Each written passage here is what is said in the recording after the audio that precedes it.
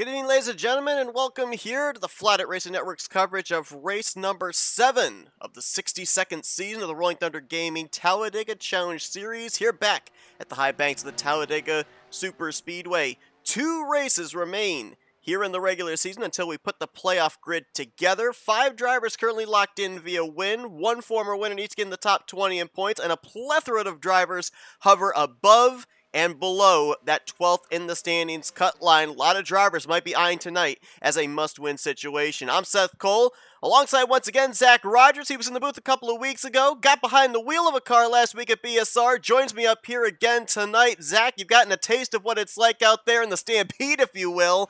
What did you feel last week, and can we expect to have it ramped up a little bit more here tonight as the playoffs approach? Man, the first thing I felt was that it was hard to pass, and the second thing I felt was everyone was more or less out there for themselves at times. The second you got clear on the top at BSR, you wanted to get to the middle, then get another run, then get back to the top, and if you were the last man in line on the top, you got left. So the tension was definitely high last week, and it's going to be even higher this week. Now, you said here before we came on the air, it looks like, based off of what we're seeing in practice, what you saw a couple of weeks ago, looks like maybe it's a little bit more racy here at Talladega. So if you're one of those drivers that come into this race maybe needing a win to get into the playoffs, knowing that you might not have enough time with only 2 races left to point your way up into the top 12, how are you approaching this, especially based off the fact that we had the random qualifying draw that we'll have again next week as well?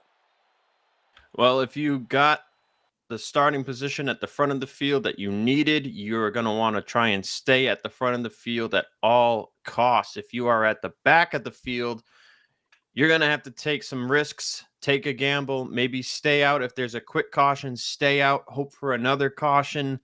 About half a run later, then everyone's going to pit and you've gained your track position. I learned from last week that you can miss every wreck and still be stuck in 20th. So you've got to take risks. But at the same time, strategy could play to your benefit if you're lucky, but I feel like you got to risk it and stay out to gain track position tonight.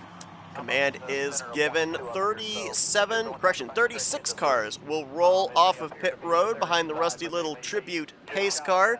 Billy Elliser draws the long straw tonight. He's going to start on the pole position alongside of Josh Metallic. Elliser coming into this race 21st in points, so if he were to win, he would certainly get up in the top 20 in the standings for a playoff berth. Josh Metallic, on the other hand, he comes into this race currently situated in the, I just had his name and lost it, 19th position in points. So he's not only got a chance of maybe winning tonight and getting into the playoffs, he mathematically could point his way into the top 12 tonight if he salvages a top 5. Row 2 is going to find Cy Jones. He's going to be alongside of Tim Nofsker.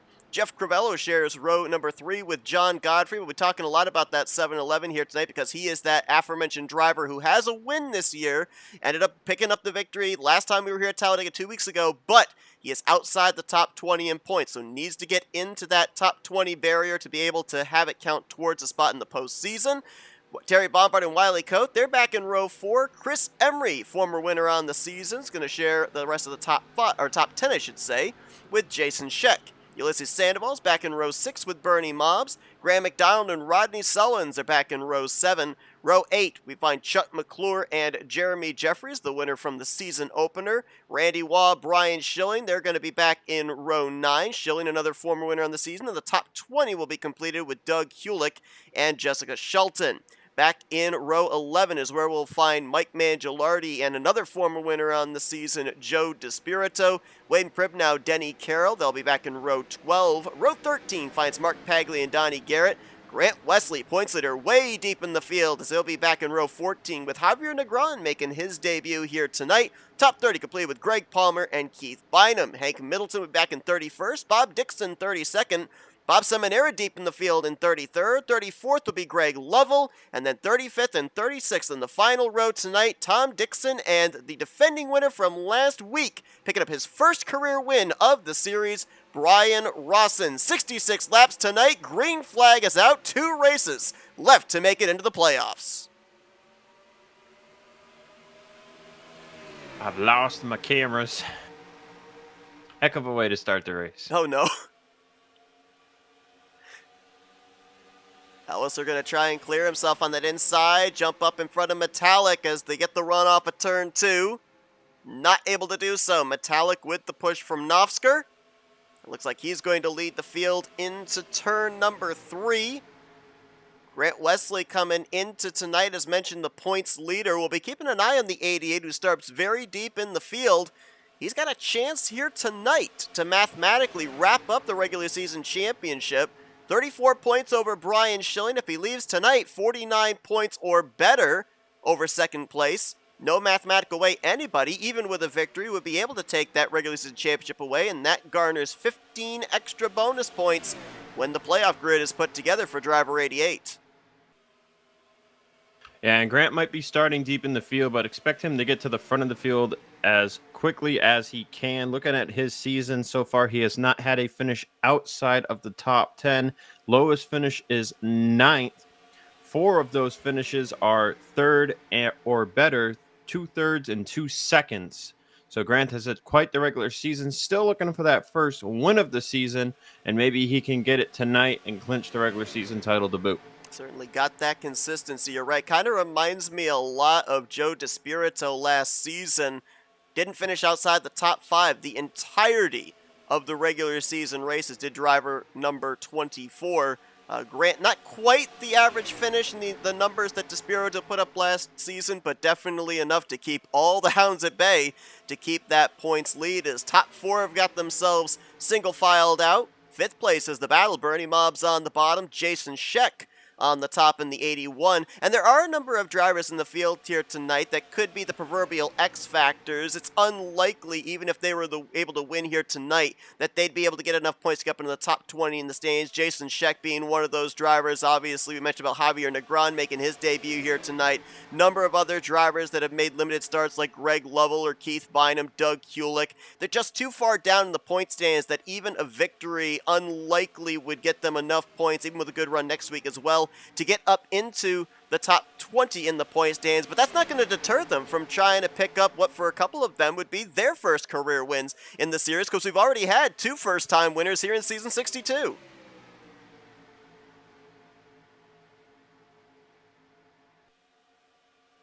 See John Godfrey there, 3rd on the inside line, doing a good job keeping himself at the front of the field. This outside line, Seth, is starting to get some good momentum, and you can see guys that started towards the rear, such as Grant Wesley, already inside the top 20. So trying to make quick work to get to the front, stay at the front is the goal.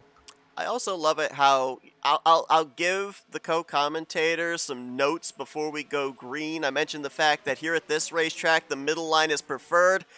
And the drivers proved me wrong on that lap. Wiley Coate was 7th last time by. They put him in the sucker hole in the middle, and he's dropped now outside of the top 15. So I guess the middle line can help you, and it can hurt you both ways here at Talladega. It's all about the right number of cars in a given line, as we see someone drop in there on the apron, maybe just trying to get all the way to the back. But typically you want to have a certain amount of cars. I feel like 5 or 6 is the right number here at Talladega, or any super speedway for that matter. But once you go past 6, that's when, if you jump to a new lane, you can start to gain positions, because they start to accordion, and the more cars on a line, the bigger the accordion, deeper in the line. How about Jason Scheck? That Miller High Life number 81 now out in clean air. Gets pushed there by Rodney Sullins. Good to have Al Sullins, his dad, back in our YouTube chat here tonight. Sent Rodney a picture of steak and loaded tater, but didn't have any cantaloupe. You gotta have the cantaloupe. We know Rodney loves the cantaloupe. If he wins tonight, he'll probably pull a Chastain, but break a cantaloupe from the roof of his car. And how about right behind those two, you got Chuck McClure, who came in 9th in the points, a total of 13 points above 13th Tim Novsker. So Chuck doing a good job. Correct me if I'm wrong, Seth, but has Chuck won a race this season? Not this season. Yep, so he's another guy that is going to have to stay at the front of this field if he can manage it, because 13 points can go away from you really quickly. And after tonight, there's only one more race to go in this regular season, so points are vital. And we talk about that 12th position in the standings as we take a look at the points coming into tonight. Look at the drivers hovering right around that cut line. Bernie Mobbs, you mentioned Chuck McClure, Denny Carroll just above it, Graham McDonald as well, Knopfsker, Garrett, Hagelin all just below it. If you're a driver around that area, how are you approaching tonight? Are you looking just for a consistent run to be able to maybe build a sizable gap, a manageable gap heading into next week? Or are you approaching this as a must-win situation because you don't think that you can rely on the, I'll put this in air quotes, the luck of super speedway racing to get you into the playoffs? I think most importantly, you have to know who you're racing. If you are a driver top 12 in the points without a win, or a driver outside the top 12 without a win, you could get a top 5 result here on the inside, or rather the outside, and you could easily hop somebody on the inside if it's only a 10-point gap. Because if the guy on the inside finishes 15th, still great run with this size field, but if you lose that 12 points, you're out of luck. And then on the same side, if you're just inside, you want to try and get that top 5 finish so that you can really protect yourself against the guys that are right near you. So, this early in the race, it's still only lap 8, but we're seeing that some of these guys are doing a great job of placing themselves where they need to be. And back to the point only at the start of the race, Grant Wesley here has already made his way into the top 10, just following that right line on the outside. And before you know it, we could see the 88 in the lead here. There are 2 drivers, and not anything against them. I don't wish bad luck to them, but there are 2 drivers. We got a wreck in the back. Cy Jones, Bob Samir, we'll get to the point in a minute here. Caution's going to wave. At least 3-4 cars I saw there on the back straightaway getting together, and the caution will fly on lap number 9, first one of the evening. Last week's winner, Brian Rawson, was caught up in this one. A lot of rear end damage on the STP Dodge of Bob Dixon. 7th in Poise Seminara. He was one of the first cars I saw go around. Got hooked in the right rear by the 7 of Cy Jones.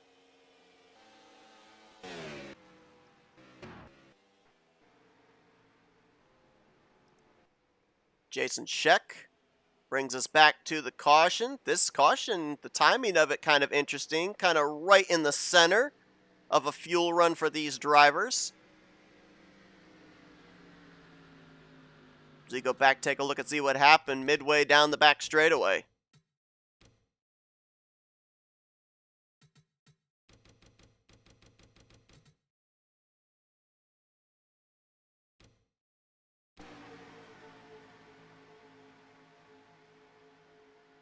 It's like Cy Jones. Yeah, they just were kind of crowded. Wide. Yeah.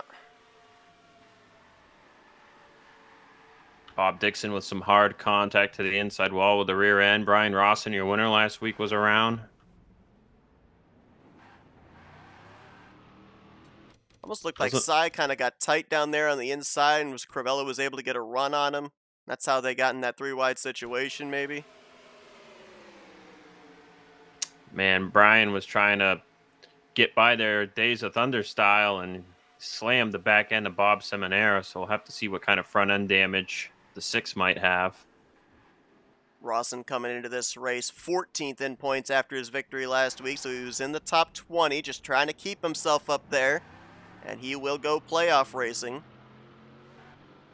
And see, that whole situation kind of started with Cy Jones got a little out of shape off of 2, and then he went low. Jeff Carrillo went to his outside. Next thing you know, they're 3 wide and just creeped up that little bit, and the contact occurred, and we had our first caution of the night. And we'll bring it back here to the exit of turn 2. Almost like a combination of getting tight, then getting loose there for Cy Jones, and Crivello trying to give room to Seminara up there on the top. Keith Bynum does a nice job getting through. Javier Negron, Denny Carroll there as well.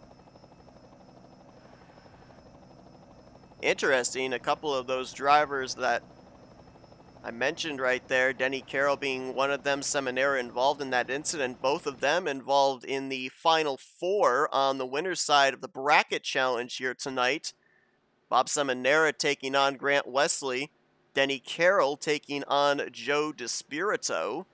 Winners of each one of those matchups will go on to face the other winner next week. And after next week, we'll be putting a lot more of our focus on the loser side of the bracket. Drivers that got eliminated early on in the rounds have been in double elimination on the loser side of the bracket with a chance still of redemption to face off against the eventual champion on the winner's side of the bracket in the final race of the season. We got 4 drivers I know that have a bye this week on the loser side of the bracket, waiting for, I think it's 4 matchups to be determined. And then, of course, here tonight, 4 drivers looking to move on to the semifinals of the winner's side of the bracket. Interesting call here. Jeremy Jeffries staying out, giving up a ton of track position, gets the bonus point for a lap led. Now, he does have the victory already this season, so he's already locked into the playoffs to defend his championship. He's 3rd in overall points. But interesting, he decides to stay out, get that bonus point over the track position here in the early going.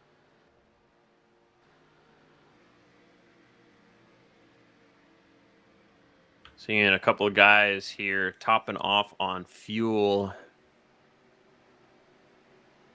Denny Carroll, Jason Scheck,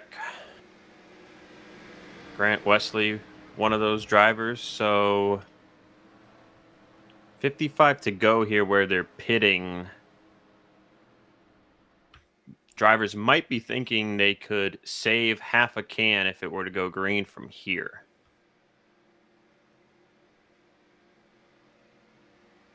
So that would be taking a can and a half compared to 2 cans potentially. We're working our first caution of the night. It will be interesting to see because last season, as we got closer towards the end of the regular season and head into the playoffs, it was drivers kind of had to switch their mentality and think more towards pit strategy than they did positioning themselves to avoid the big one when and if it occurred. As mentioned, we've already got that first caution here tonight, but to your point there with the fuel numbers, they may have to potentially be planning already at this point in time. This race may be going green to the end as we've had a couple of things transpire under this caution period. Terry Bombard with some connection problems. Looks like he has fallen out of the server. Not certain if he's returned yet or not. Scoring has him 3 laps down. Also, the 63 of Keith Bynum. I'm not certain if he's on the track right now or not, but it does look like he is no longer in the TeamSpeak server. Scoring doesn't have him retired out of the race, but I don't see him in the field. So it looks like Bynum, if Bombard returns, would get credited with 36th. Right now, he is in the 35th position. You saw Seminara stay out, get a bonus point for a lap led, and come to pit road.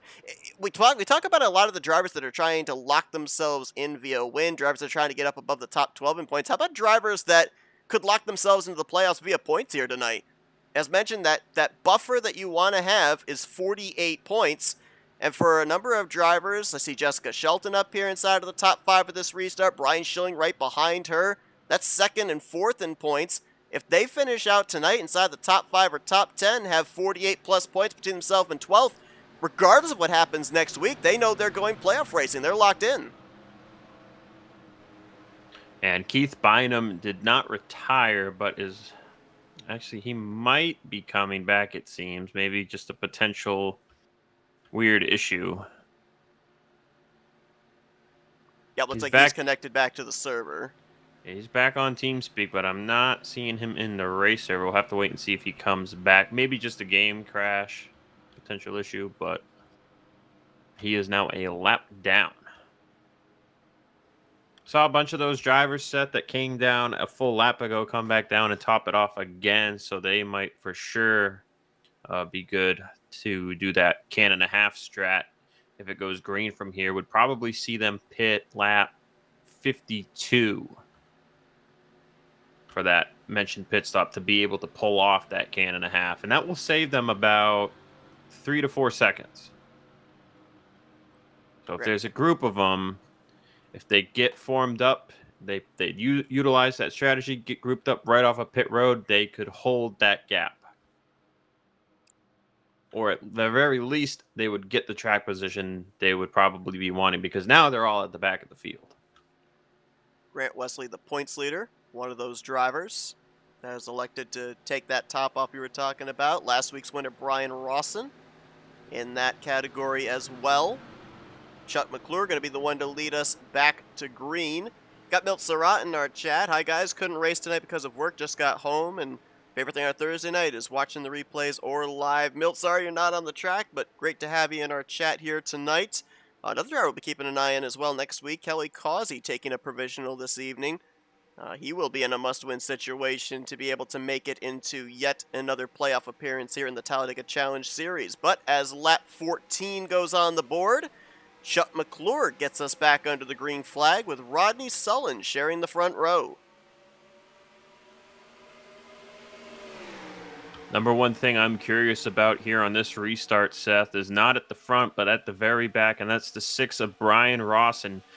Involved in that first caution, front end impact to the back of another car. I'm curious how much damage that really is because you can't really tell here with the Aero 88 cars. So I'm going to be really curious here to just watch him. So far, so good. It looks like back there hanging on to the draft, but time will tell, and that could be huge because, like you said, he is the lowest of our winners this season, 14th in the points. Yeah, the only driver that got visible damage, to your point of us kind of not knowing who actually receives significant damage or not, was Bob Dixon when he spun down into the inside wall. A lot of back-end damage on his 143. He restarted in the 22nd position. Looks like he's up to speed there on that top side. Looks like he's good to go. Yeah, it's really tough here with the Aero 88 cars unless they take a huge impact to know until they get up to speed just how off the pace they potentially could be. But it looks like everybody, the 34 cars we've got on the lead lap, all up here in this lead pack, and for the moment appear to all be good to go. Yeah, it does not look like Keith Bynum will return, but he will be still listed as running, and same for Terry, who had his connection issue. We have not seen him attempt a return yet. So Bynum looks like he'll get credit for 35th, Bombard for 36th. If either one of them did return, they would be currently the first two cars one or more laps down and would be in free pass positions. With them not being on the track currently, there would be no Lucky Dog eligible drivers, as all 34 remaining drivers currently on the lead lap. See that blue and white Icebreakers car, 5th on the inside line, Ulysses Sandoval. He was in our chat earlier. I'm sure he's really glad to be back here to Talladega, a track that twice this season he has visited that upper level of the catch fence over in Turn 3. Has had to change his nickname during the course of this season. Started out the year as Ulysses Sexy Sandoval, then went to Ulysses No Legs Sandoval, and then to Ulysses No Limb Sandoval. Found out in our chat he's driving tonight, steering that wheel with his teeth. So pretty impressive. He's up here inside of the top 10 doing that. I guess you kind of live and adapt. Yeah, that's quite something. He's up there 5th on the inside line, driving by the skin of his teeth. Literally. A couple weeks ago, also you could argue his nickname was "Where's Mike?" because he was wondering why Michael wasn't in the booth. True. Is that like Where's Waldo? Yeah, where's Waldo? Where's Michael? I've never heard of a driver driving with their teeth. I do remember Dylan Poteet one time was driving with his chin. I would do that under pacing, under caution. Not ideal though if you're not paying attention. Get that force feedback to whip the wheel the other way with driving with your chin. Oof. Got a third line foreman here, Seth. Looks like a majority of the people 6th on the back, on the middle, are going to try and get that high line moving. It's like the 21 of Randy Waugh trying to lead that third line. Hank Middleton there as well, and now a couple of drivers bailing from that third line. Bit of a gap from the first two cars back to now the third car in line. Trying to get a bottom going here as well. Greg Lovell and Joe DeSpirito kind of pinned down there for the time being, but the momentum still appears to be in that middle groove. Chuck McClure back to 5th place. Greg Palmer all single file and keeping both the inside and that third line in the rearview mirror for the time being. Mark Paglia falling backwards right now. He's in the vacuum.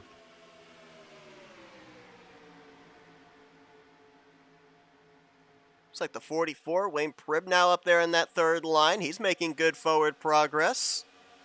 And the Piedmont machine. Javier Negron up there on that top side as well. Wiley Coat dropped from the top to the middle, and I think that's going to send them backwards, but he's looking to get some draft here off of Tim Nofsker, who's a couple car lengths ahead. That'll be the second time the 5's been stuck in the sucker hole here tonight. Happened to him earlier, and I don't know if he's going to get enough draft to be able to get up there to the 088.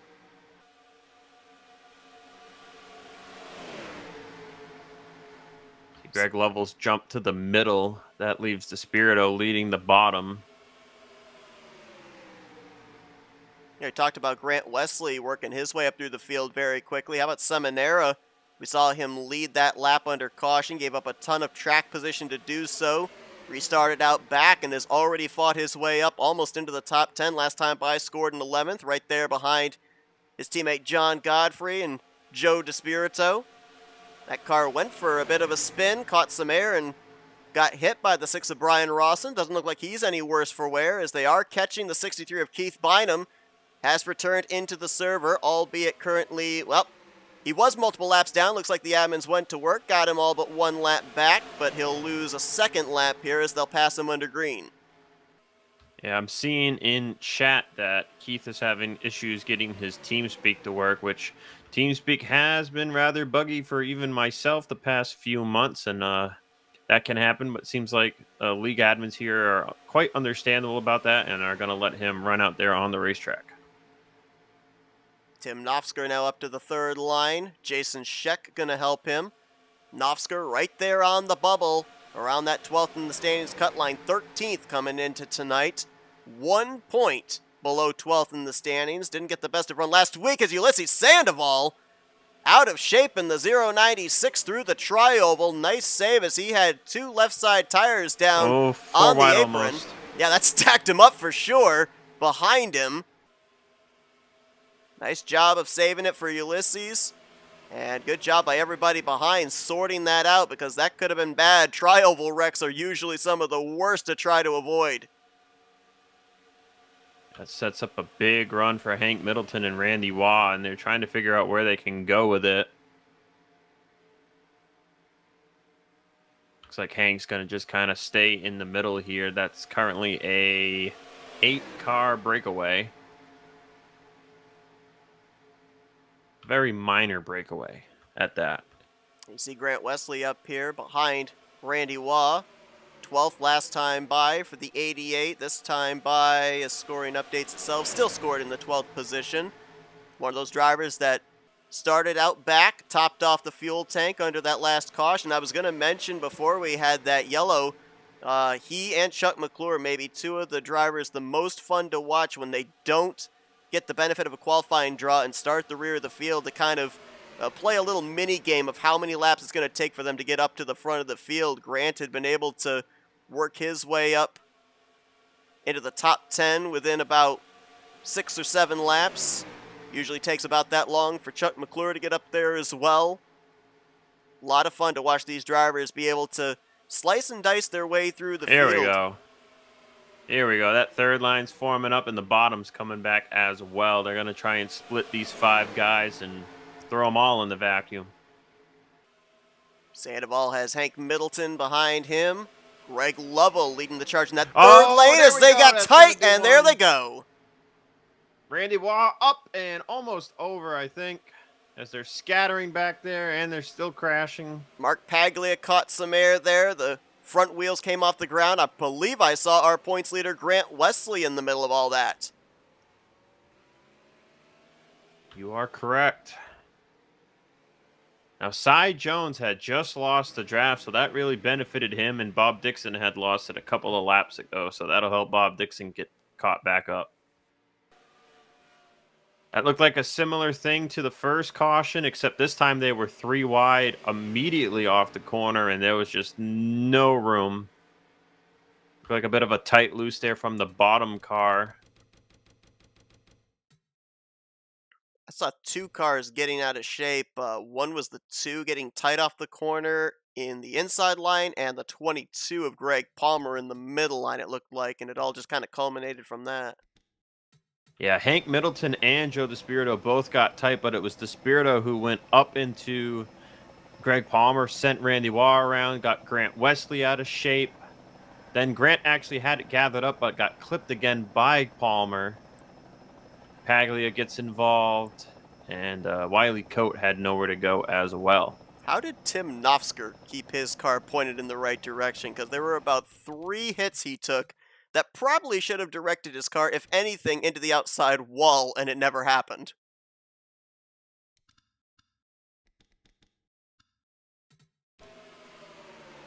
Watch the 088. There's the first hit right there. Second hit right there. You see Paglia behind, popping a wheelie there as the front tires come off the ground. Nofsker was wrecked, it just never spun out. How about Denny Carroll? Was about 5 car lengths behind us, kept his car right up against the outside wall, and he barely misses getting clipped by Tim Nofsker, who was bouncing around, as you mentioned.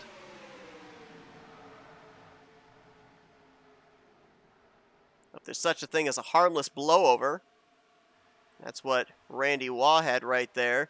Doesn't even make contact with the inside wall either. Thing lands back down on all 4 wheels. He should be good to go. Yeah, that was something else. I thought he was about to complete the flip, and then my camera switched, and I couldn't see him anymore, and I was like, oh, well, I'm going to find out here in a second. But good thing for him, that it didn't go completely over, but I think that's the most hang time I've ever seen a car get in a good while without flipping. So we've got our strategy cars. I believe DeSpirito is going to go to the tail for that one.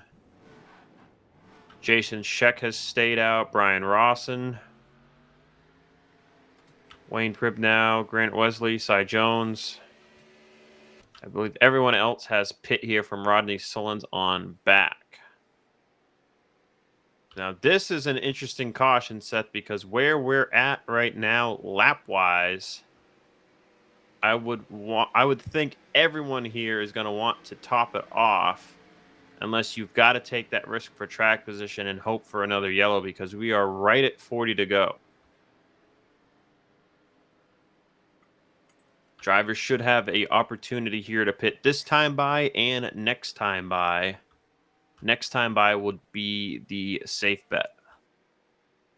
So, theorizing that we go green the rest of the way, do you think that a driver that leads the entirety of the upcoming segment would be able to make it on one stop, or are they borderline not able to make it? Because Chuck McClure led the entirety of that last run between the 2 cautions. Typically, if you lead the entire run, you end up being short 1 lap. You might have second or third in line be able to pit with you, but usually anyone in draft, if you lead the whole run, you're at a lap disadvantage. And we're seeing pretty much everyone who stayed out there come down this time by. Next time by, I'll be quite curious to see who pits, because you can technically stretch at 20, but it is tough to do. Actually looking for that 17 of Chuck McClure. He's coming back down pit road. I wonder if he might have gotten a speeding penalty there, because I didn't see him come off of pit road with the lead. It looks like he crossed the line when they left pit road around the 17th position, the 13th position. He lost a ton of time on pit road.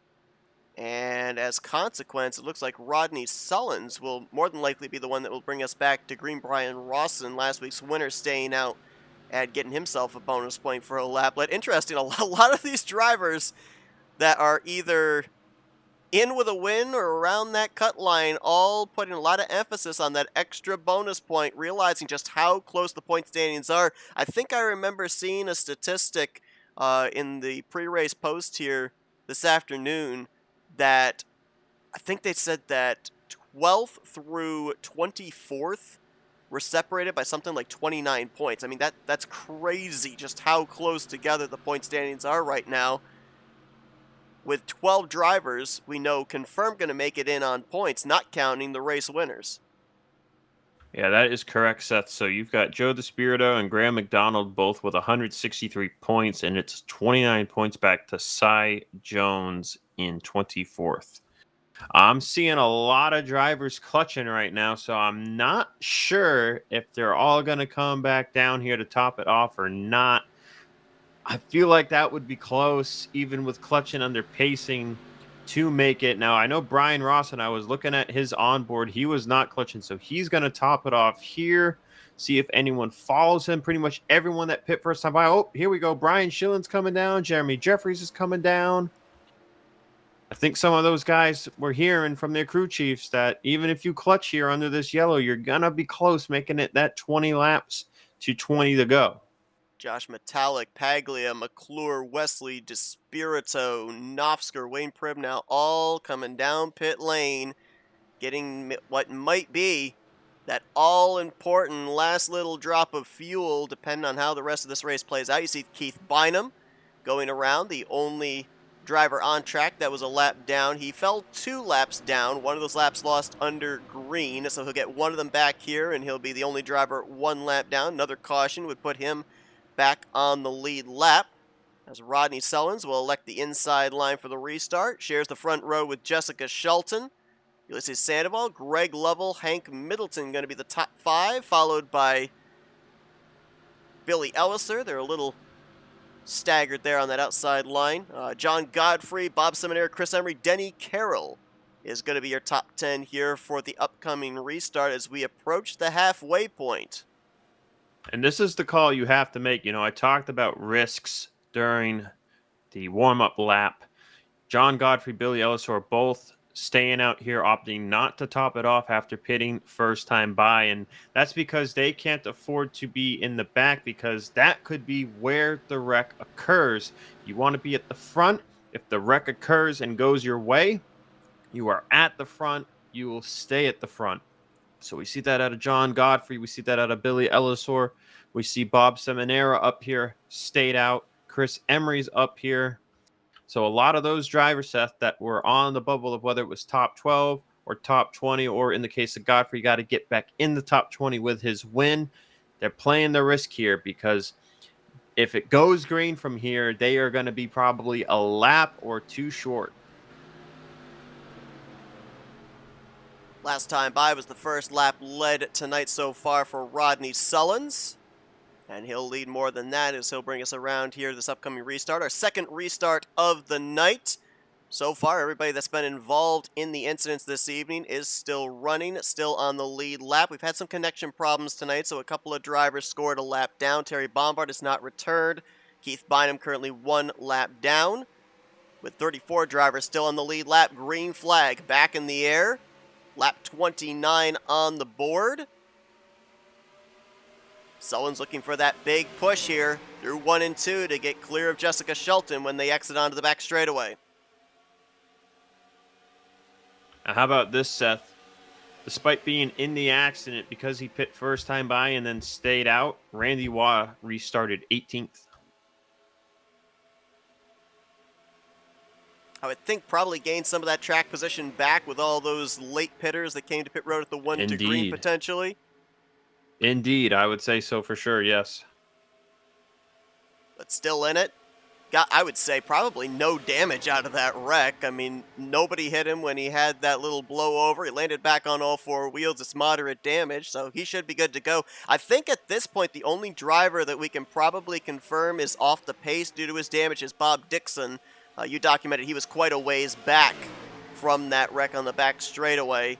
Everybody else, I think, should be up to speed in this draft, depending on what kind of hits we had there in the second caution. I'm looking at Grant Wesley at the back. He's trying to figure out who he can follow that's got the most pace here. Just saw him make a bit of a late jerk to get to the inside of Mark Paglia, as Wayne Pribnow is a bit over the place in front of him right now. Top 5 have themselves single filed out. Back to our pole sitter, Billy Elliser. He's done a nice job keeping himself up here towards the front. Side by side for 5th. Seminara on the top, Hank Middleton on the bottom. That 2-car has been having a little bit of difficulty holding the inside line here tonight. I think he's trying to find a way up into that middle groove, but it's just a conveyor belt of cars filling every single time that a gap might be available. You know, Seth, you talked about X Factor, such as Jason Scheck. I got an X Factor for you. It's the 880 of Greg Lovell there, 4th on track right now. Lovell knows his way around Talladega, has won quite a number of Talladega Night Challenge races. He could be the X Factor tonight, stealing a win from somebody that might need one to make the playoffs, because Greg is way down there in the points due to his late start this season. Making his 3rd start on the year, if I'm not mistaken. Was up there in the conversation for the victory last week before getting involved in a late race incident. And up here in the top 5 once again. Could also be an X factor, Zach, in terms of maybe helping push somebody to a victory that needs a win to get into the playoffs. I mean, you gotta wonder how many drivers maybe donned their diplomatic suits this week and kind of took a look at drivers that are down there in the point standings that they know are good super speedway racers and said, hey, you know, if you work with me, I'll work with you. I need a win to get into the playoffs. Would you be willing to be my wingman here tonight? Yes, indeed. Very possible for sure. Right now, it looks like everyone's in ride mode. They are single file through, I want to say maybe top 10, top 15, it looks like. But you've got people towards the back around 20th trying to find a way to move forward. There are a little bit of 3-wide action going on back there in the middle of the field. But at the front, it's ride mode, it's save mode. Get me to 20 laps to go. You talked about Grant Wesley kind of slicing and dicing at the back, trying to work his way to the front. A couple of names I've been keeping an eye on that have not made forward progress, and I think they're planning it that way. Brian Schilling in the 4, Josh Metallic in the 39, Chuck McClure in the 17, and Tim Nosker in the 088. They all came down pit road to top off the fuel tank, and they're just kind of running side by side with each other in their respective rows, not really forcing the issue to get up to the front. Just saw there on the back straightaway, Doug Hewlett, Greg Palmer, Randy Waugh all jumped to the outside line because there was a decent accordion in front of them. Now Bernie Mobbs has jumped up in front of them. So now you're starting to see outside line trying to form back up and get them to the front if they can. Not a ton of help at the moment, but Wiley Coate and I think that's Grant Wesley behind them are trying to move forward. As now Jeremy Jeffries moves out of line. Puts Javier Negron 3 wide in the middle. Trio still on the top side with Mobbs, Hewlett, and Palmer. Bernie Mobbs now going to abandon that 3rd lane, go down to the middle. Bernie Mobbs, one of those drivers that's just above the cut line, trying to preserve the gap between himself and 12th in the standings, was +2 above that cut line coming into tonight, 10th in overall points. Had a podium earlier on this season that has helped him to get up into the top 12 in points, and right in front of him, one of 2 drivers that I guess you could say are technically 11th, 12th in points. They're tied for 11th. Joe DeSpirito, who's already locked in on a win, and Graham McDonald, who is still to go to victory lane, but been very consistent this season in the 33, currently in the 8th position. Took a look at the back of the field as we're about halfway through this run. Cy Jones has lost touch with the pack, and Brian Rawson has not moved forward. Curious if the strategy for Rawson might be to stay back there. He did top off last time around under the last yellow. So could be hoping to just kind of stay out of trouble if there is another accident in front. Ronnie Sullins continues to show the way in the Black Rifle Coffee Chevrolet. Sandoval in 2nd, Shelton 3rd, Lovell and Ellis are your top 5. Interesting, you know how I like statistics. I went back and looked at the 6 previous races. We have yet to have a driver lead the most laps and go on to win the race. The closest driver was 2 weeks ago here at Talladega. Grant Wesley led a race high 37 laps, but came up just 1 position short in 2nd place eventually to John Godfrey. I don't know if it's the trend of the season, but maybe you don't want to lead the most laps here in the Tally Challenge in Season 62. Right now, Chuck McClure is the one that's led the most laps so far at 13, but Sullins is closing in on that, just led his 10th lap.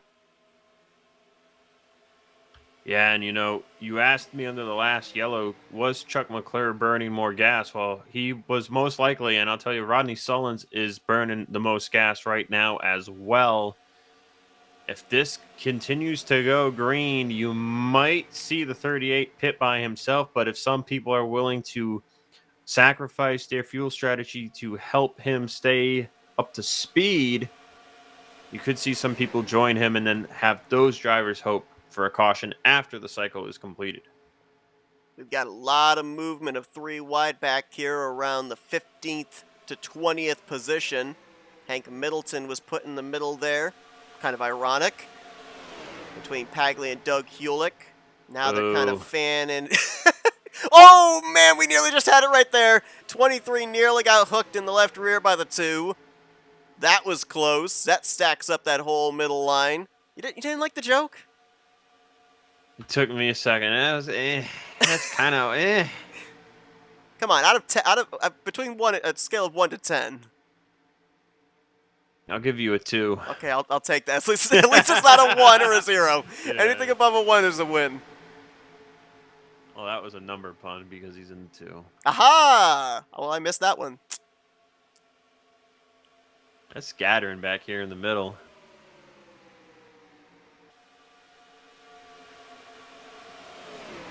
Mark Paglia trying to do something on that inside line. I don't know if this is necessarily them trying to work their way to the front or they're just trying to go where the stack up isn't.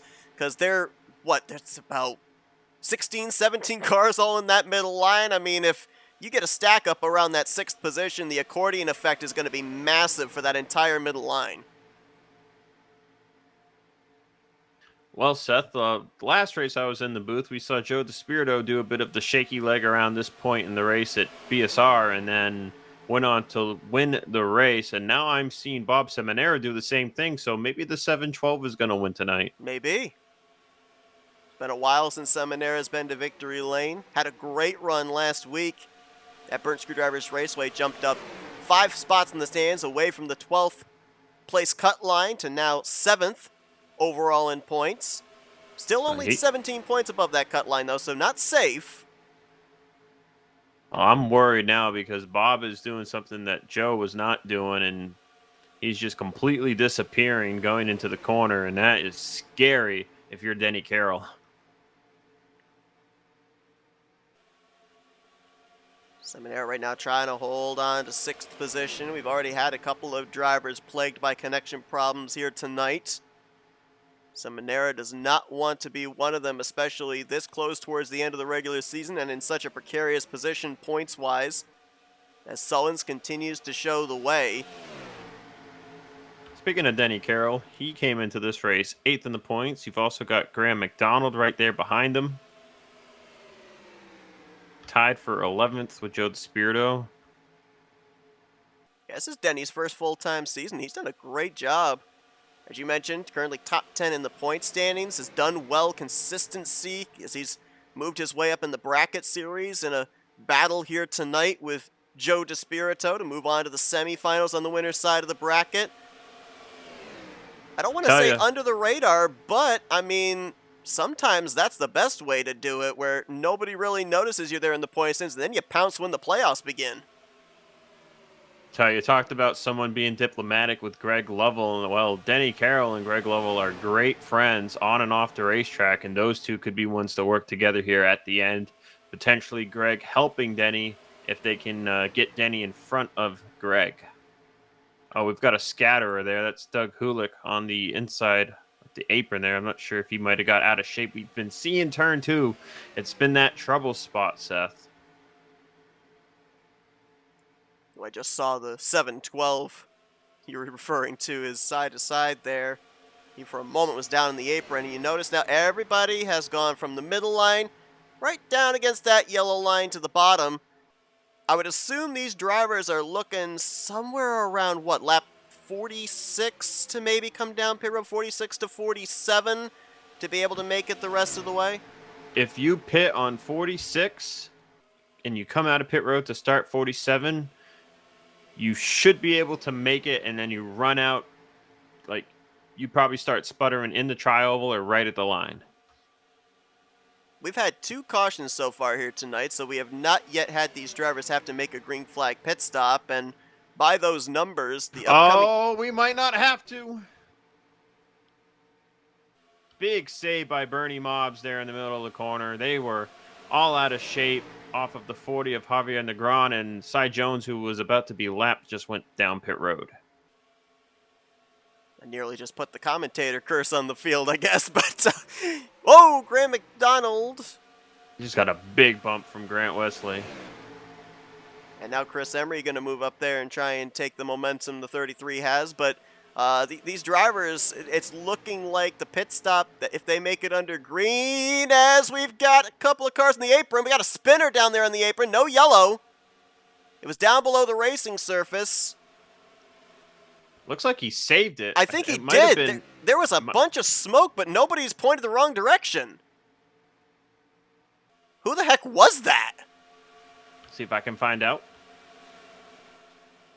I mean, there was a ton of smoke there off the exit of turn 2. There were skid marks heading down to the inside wall, but there's nobody facing the wrong way. They all kept going. Graham McDonald got tight off of turn 2, got into Chris Emery, and was able to point Emery back straight. Wow. And that was around the 9th position, folks. That was up at the front.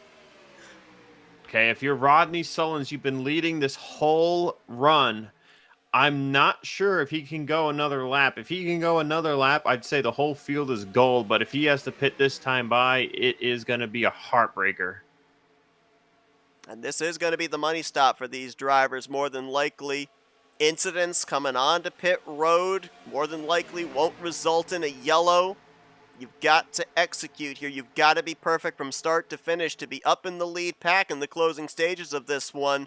Sullins will probably be the Pied Piper for a number of these drivers up inside of the top 5, top 10. I think we're getting some radios lighting up.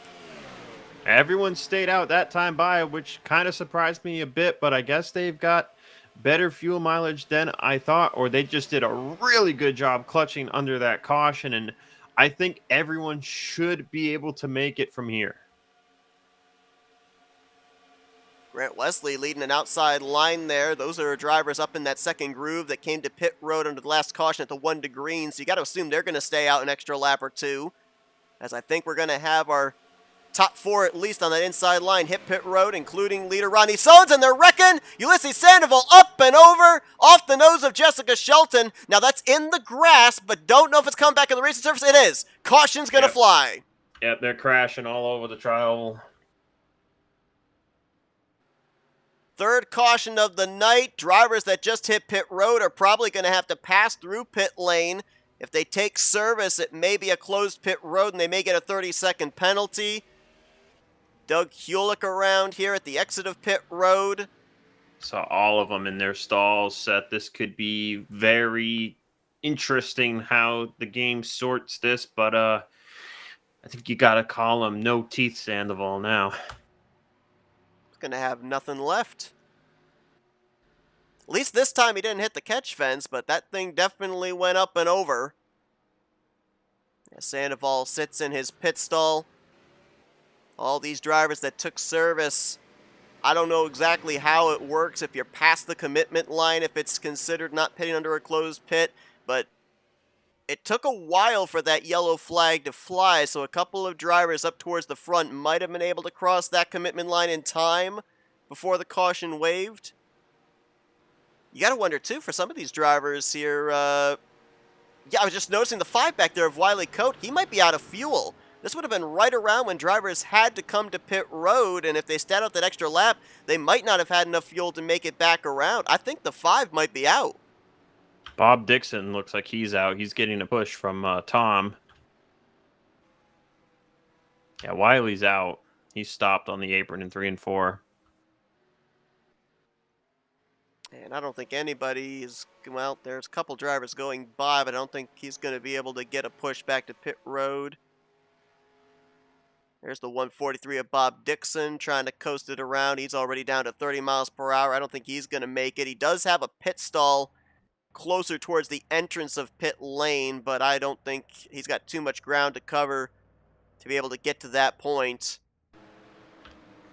Now, Seth, that accident, I'm looking at it, and it looks like perhaps Ulysses Sandoval did not go to the apron as fast as Jessica Shelton was expecting, because that is where the contact occurred. And all heck breaks loose there on the apron. And then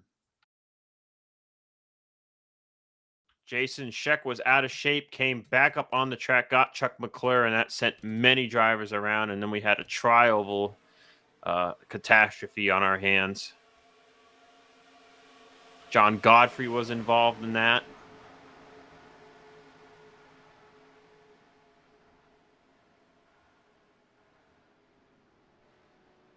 Sandoval not only with the blowover, but then the roof flaps caught the grass and he went into a barrel roll there in the infield.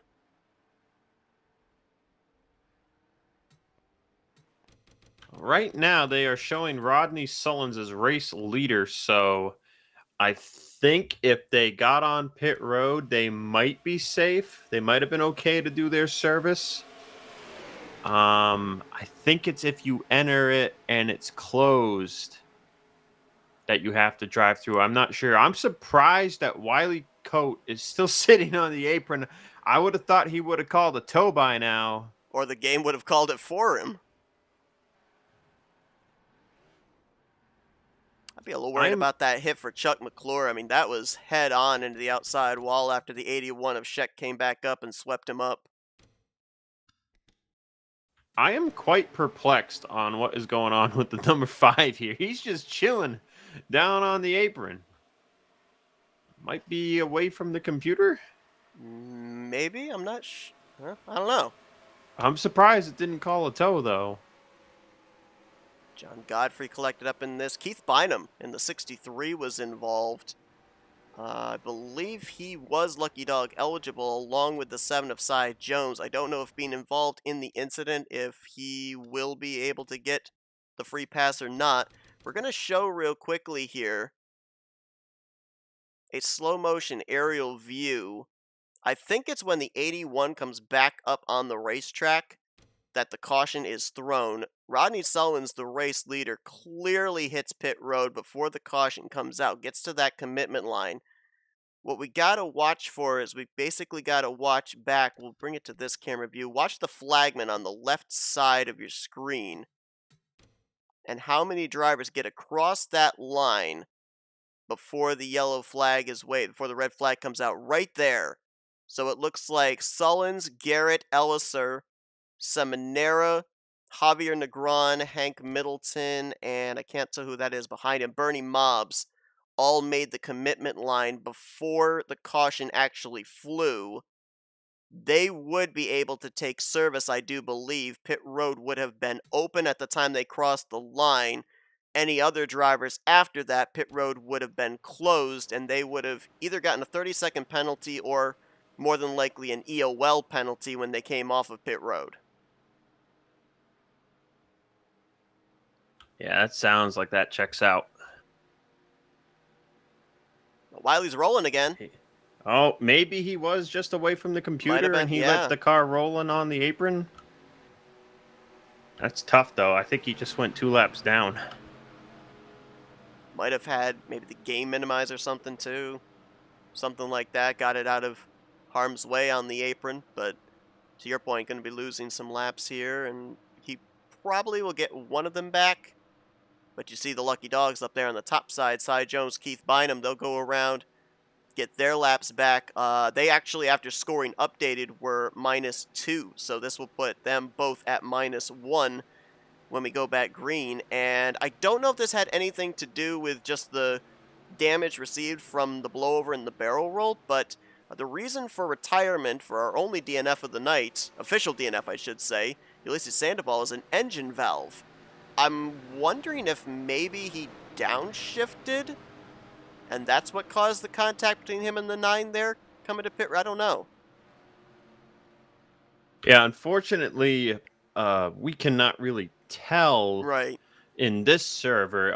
If we had the Malin EXE update, we would be able to tell if he downshifted too soon. But perhaps maybe it blew up on him, but I feel like it was more the car was killed, but it was only a few barrel rolls, so I am surprised. So maybe there was a potential engine failure there from a downshift. 880 of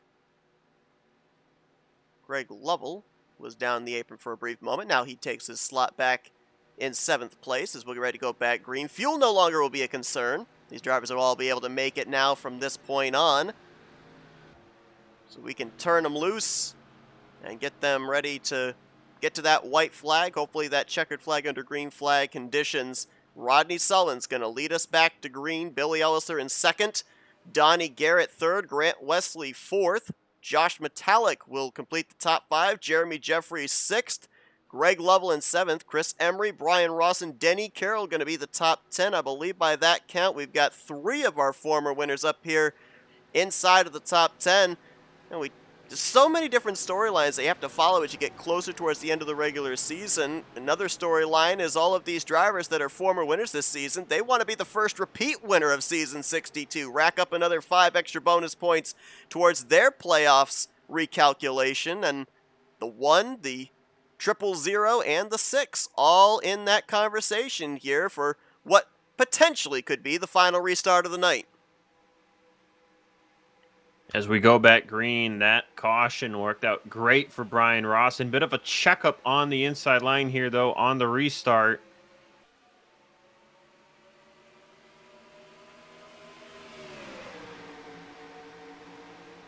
Be curious to see here, Seth, with Grant Wesley's point situation, if he might just try and help somebody get a win, knowing that he's pretty much set there at top 12 in the points, as we've already got stragglers flying down the apron. That was Mark Paglia way down there on the back straightaway. Not sure what was going on there. 3 wide at the front.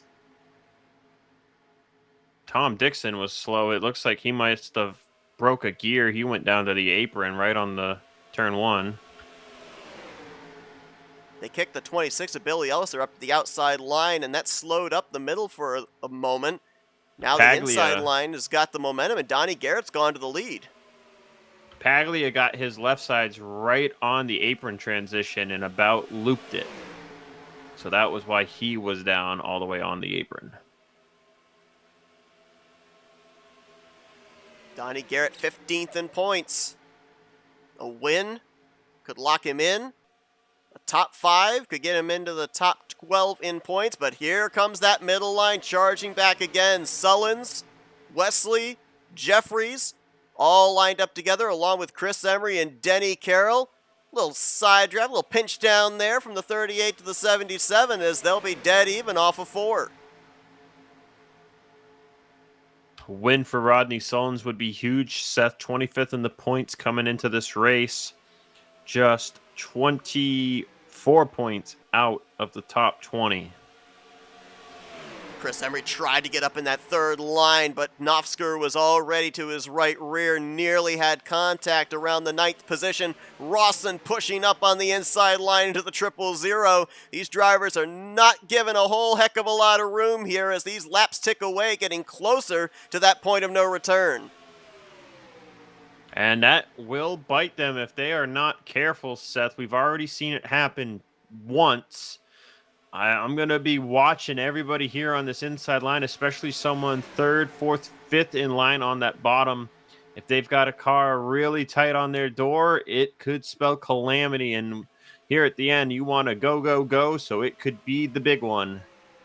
Almost 3 wide for the lead. Nofsker trying to get that momentum high, wide, and handsome, trying to draw even with Garrett on the bottom and Sullins in the middle. Stack them up 3 wide, 5 rows deep down the back straightaway. Nofsker's got DeSpirito helping him, along with Jessica Shelton, Bob Seminaro. Look at the run they get down the back straightaway. About maybe 2 mile-per-hour difference between them and the other 2 lines.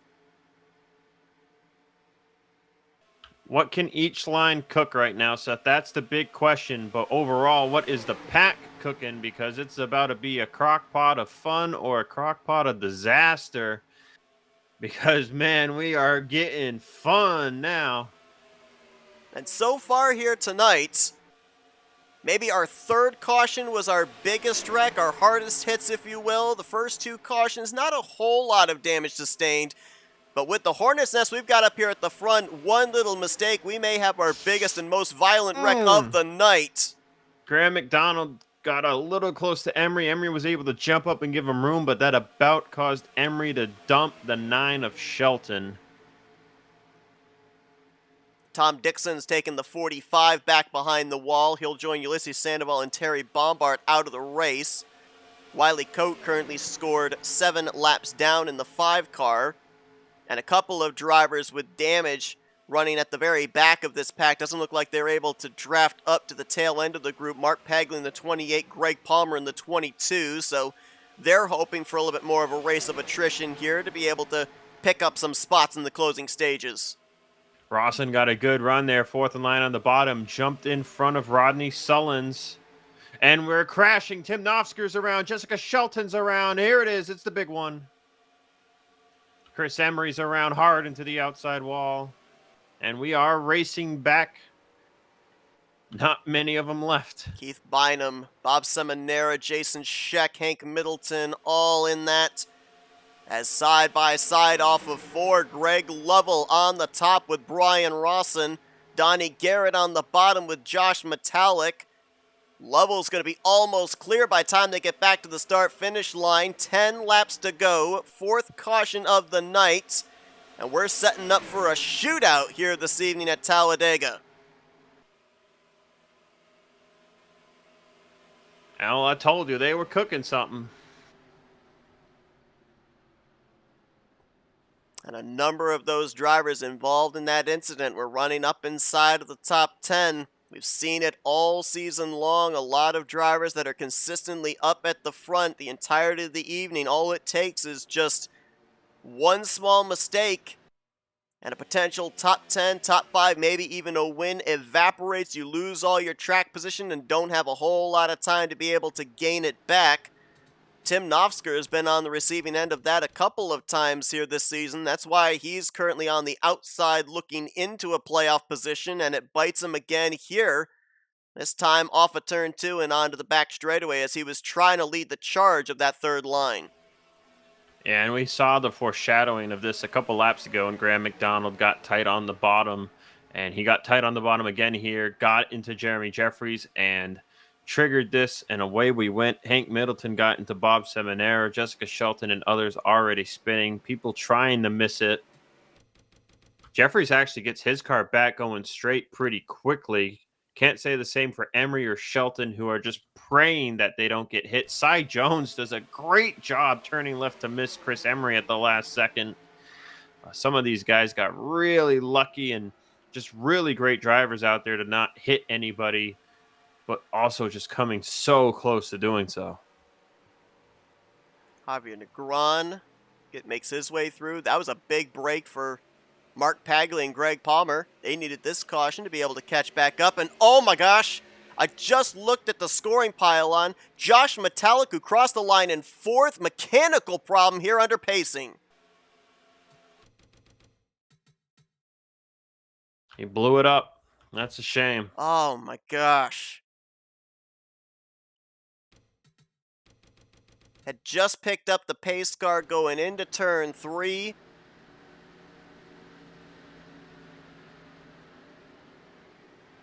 '19th in points. Didn't necessarily need to win tonight, but he was right where he needed to be to garner enough points to get up, if not in the neighborhood, above 12th in the standings. And now, what is being diagnosed as an engine piston may have just put the former champion in a must-win situation to make it into the postseason next week in the regular season finale.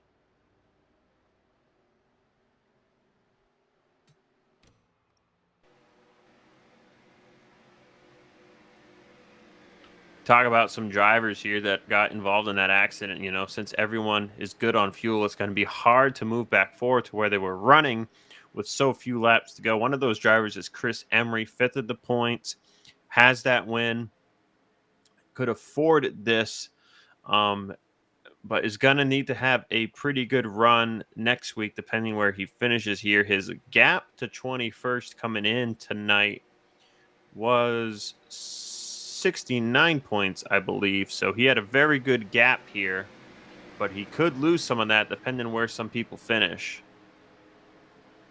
Jessica Shelton, of course, came in fourth in the points. Another driver with a big points gap, but she does not have a win. This is going to hurt her more than Chris Emery. Seminara caught up in that incident as well. Chuck McClure appears to be a little bit off the pace after the big hit he took through the tri-oval. So there's some drivers that are kind of tiptoeing right now and may not necessarily find themselves in that comfortable situation heading next week. One driver that just kind of stood out to me that I didn't actually look at when we announced the issues he was having in the early going is Terry Bombard. Terry came into this race 6th in the point standings. I believe, if my math is right, 21 points ahead of that 12th in the standings cut line. And after having the connection problems, he's finishing below 4 drivers that are back behind the wall with crash damage or mechanical problems. He's finishing 36th here tonight. We talk about the fact that all season long we have not had a field any smaller than 35, 36 drivers, so a lot of points on the table. Terry Bombard, I don't know necessarily, but he could be either cut line or below the cut line heading into next week with the poor performance tonight. Tell you the 2 drivers that are going to maybe make or break that are Donnie Garrett and Brian Rawson. You know, Donnie looking for a win, and Brian just won last week. Brian in a great spot to put himself top 12 in points here if he survives here to the finish, doesn't get wrecked. He's second in line on the bottom. He's most likely going to be trying to push Donnie Garrett to this win, or if he has a chance to maybe jump into the middle if they get clear right away, he could be trying to go back-to-back, which would be quite something since we have not had a 2-time winner yet this season. Cy Jones, Keith Bynum going to get the free pass, but the point of no return will still be around the lap 62 mark since Wiley Coate is still on the racetrack. He's sitting on pit road, and he is multiple laps down, so scoring would still add the extra lap of pacing should we get a caution between now and the checkered flag. This will put Cy Jones and Keith Bynum back on the lead lap, so they're at least back in contention to make their evening a little bit better than what it could have, as they have been kind of down around the 30th, 31st position for maybe the last 20 to 25 laps after Bynum had the connection problems and Cy Jones got put a couple laps down during the green flag pit stop cycle. Greg Lovell, you talked about him, very good at the super speedway, is going to be the one to get us back green, trying to play the proverbial spoiler for all those looking to win their way into the playoffs. And interesting point of note, it looks like he's taking the outside line. And why this is interesting is the fact that normally the leader takes the inside line because it's the shorter way around the racetrack through 1 and 2. Then they move their way up to the middle line. But Lovell kind of going against the grain. We'll see if this move works out for him. Yes, indeed. Perhaps maybe trusting Rodney Sullins more to push than Brian Rawson. Also got Grant Wesley on the outside, Randy Waugh, Denny Carroll are all on the outside. So that could be another reason. Even if they are not directly pushing Greg, they are in that line. Now, you know, you talked about point of no return. We're restarting here with 6 to go. If we're to have another restart after this one, that caution is going to have to come out on this first lap. If they take 5 to go, next flag will end the race, whether that's the caution flag or the checkered flag. A lot of interesting storylines up here at the front. Greg Lovell doesn't look like mathematically, even if he won tonight, he could get himself into the top 20 in the point standings for a playoff spot. But stranger things have happened, and my math is not always correct. Donnie Garrett just below the cut line of 12th in the standings, looking to win his way into the playoffs. Brian Rawson looking for back-to-back. Sometimes all you need is that first win to get the momentum you need, and he got it last week. Looking for a second one here tonight. Rodney Sullins, he needs points. He needs a win. 25th in the standings. He's led the most laps here tonight. 25 circuits out in front there in 4th. And Brian Schilling, Grant Wesley, that's second and first in points, sharing row number 3 here for restart number 4 on the night with 6 laps to go.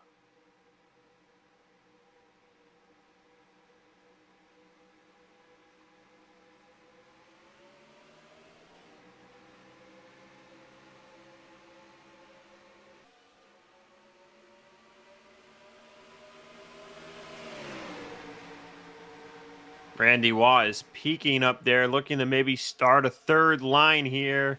Him and Denny Carroll, they're thinking about it. Garrett almost had himself cleared on Greg Lovell down the back straightaway. Lovell, though, with a push from Ronnie Sullins, and here comes Grant Wesley leading that third line. Suddenly, the middle line evaporates. Only 3 cars there, with 4 up top and just about the rest of the top 10 down on the bottom. Grant Wesley saw Randy and Denny looking to go up to the top, and he timed it perfectly to jump right in front of him and get the push down the back straightaway. Grant Wesley, man, I talked about him at the beginning of the race. Could today be the day he finally gets the first win of the season? Right now, though, advantage bottom. Donnie Garrett, Brian Rawson are clear. Wesley's been close multiple times this season, has not quite been able to get that checkered flag, though the finishes have been consistent. No. And Greg Lovell's going to go up into Grant Wesley. Big wreck on the back straightaway. This is going to end it. Looks like 6 cars going to get through. Rawson with a push from Brian Schilling, going to go to the lead here through 3. Huge chunk down the back straightaway as Brian Schilling pushes Brian Rawson to the lead. Talked about it. No 2-time winners yet this season. Rawson with his first win last week. He's going to go 2 in a row. Or is he? Schilling looking top. He got it. He got it.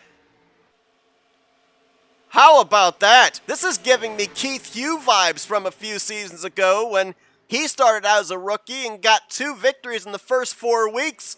Brian Rawson only took him 2 weeks to get career wins number 1 and 2.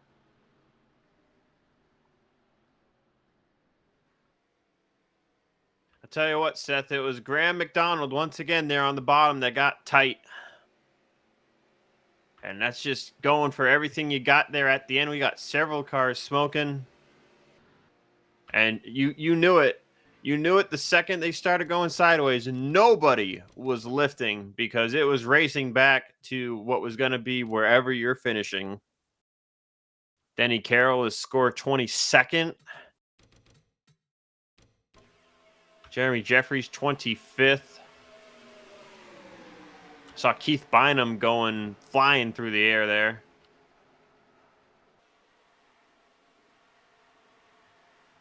Oh my gosh, Chuck McClure came flying in right side of the screen. I think he took a big hit to the inside wall, and there were at least a half dozen cars that caught air there.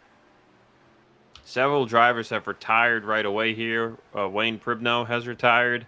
Chris Emery, that's a big one. 29th currently scored.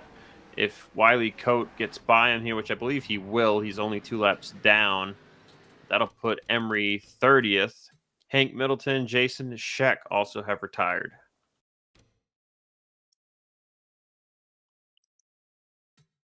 Got quite a number of laps here before Brian Rawson comes around to even get the white flag, so we're going to get you as many angles as we can here. My gosh, the 17 of McClure catches air, hits the inside wall, and those rear tires still didn't come back down onto the ground as he made his way back up towards the racing surface above that yellow line. Does get it pointed back the right direction and keep going. And as you said, we saw there with the subsequent wreck after the wreck there around the Greg Lovell machine, this was race back. These drivers knew the race was going to end under caution, so after everybody had finished wrecking, it was a mad scramble of everybody trying to get going again, to get back to the line, get the best finishing position possible.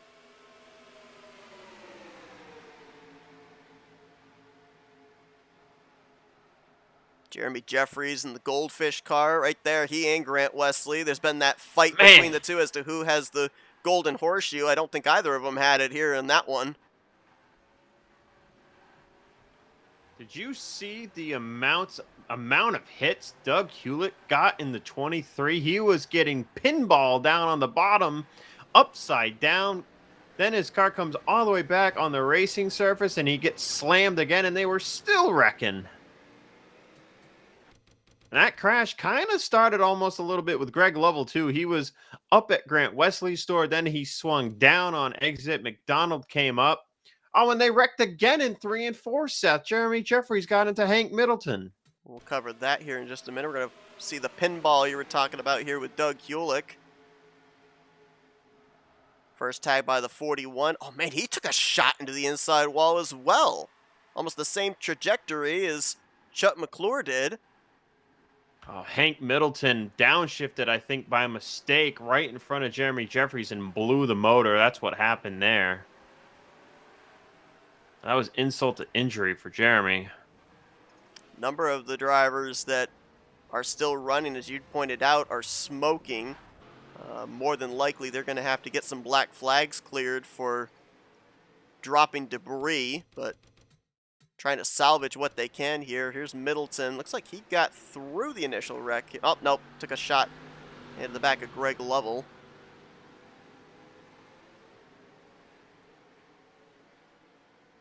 And then looks like right there is the downshift. Yep.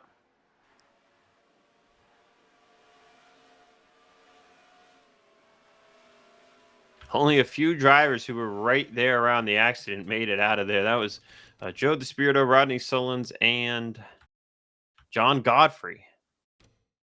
John Godfrey's going to bring it home in fourth. Yeah, we Seth. talked about he needed a good run tonight after last week. Well, I was going to say this about a few minutes ago, but we got into the replays. Right before that accident, I was talking about Grant Wesley maybe finally getting that win on the season. Instead, his top 10 streak is going to come to an end, and he's going to finish 18th, and we are wrecking under caution now, Seth. Oh, boy. Denny Carroll is around. I think he's just not paying attention. He just ran into Mike Mangialardi there. Yep. That was strange. It's like his throttle hung. Yeah, both cars got going. They're both okay for the moment, looks like. And this time by, white flag's going to be displayed for one Brian Rawson. I mean, how about this? I mean, this has been such a season of unpredictability. First off, you have Jeremy Jeffries come in as the defending champion. He wins the season opener saying, hey, you got to go through me if you're going to take the championship away here. Then we end up having Chris Emery pick up his first career win. John Godfrey, we talked about the health issues he had 2 weeks later. He goes back to victory lane, ending a winless streak. And now, back-to-back weeks, we have a first and second time winner in Brian Rawson. I think it's safe to say if you had gone to a bookie, he would have given you great odds and you would have made bank on the 6 being the first back-to-back winner on the season.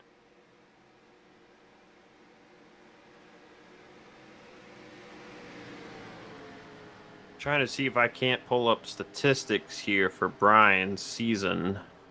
Well, while you're doing that, I'm going to quickly run down a number of drivers are not going to reach the conclusion. Doug Hulick, Keith Bynum, Wayne Pribnow, Chris Emery, Hank Middleton, Jason Scheck, all out of the race after that incident, will not make it back to the stripe. Greg Lovell just joined that list.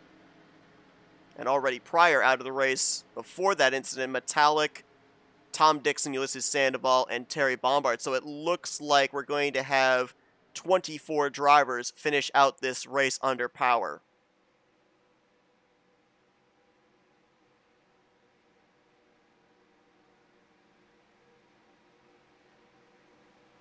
I'm having technical difficulties here. It's like Grant Wesley's going to finish 18th tonight. And checking to see, did he lead a lap tonight? He did. Brian Schilling's going to finish third. He did not lead a lap. So Grant's going to lose, it looks like, 14 points to Schilling for that overall regular season championship. Be about 20 points difference between Wesley to Schilling heading into next week's regular season finale for the regular season championship. But going to be some good points nights for Donnie Garrett. This should put him up into the top 12 in points. John Godfrey, is this enough to get him back into the top 20 in the standings? Rodney Sullins, same for him. This could get him into the top 20 in the points, get him closer to that top 12 in the standings for next week. But tonight, second week in a row, it's Brian Rawson going to victory lane. He will get his second career victory here this evening at Talladega Superspeedway. Right there at the line, Wiley Coat jumped to 26th.